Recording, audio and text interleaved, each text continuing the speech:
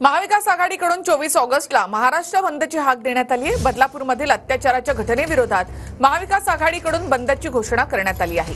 महाविकास आघाडीच्या बैठकीमध्ये हा निर्णय घेण्यात आला। काँग्रेसचे प्रदेशाध्यक्ष नाना पटोले यांनी ही माहिती दिली आहे। सीट शेअरिंग जागा वाटप आज आम्ही चर्चा केली नाही। आज महाराष्ट्र अस्वस्थ आहे, महाराष्ट्र मनानं अस्वस्थ आहे, पेटलेलं आहे। 24 तारखेला महाराष्ट्राच्या गुन्हेगारीकरण महिलांवर अत्याचाराविरोधात आम्ही महाराष्ट्र बंदची हाक दिलेली आहे। महाराष्ट्र बंद या गंभीर बाबीबद्दल आज आम्ही चर्चा केली। येत्या 24 तारखेला महाराष्ट्र बंदची हाक आम्ही दिलेली आहे।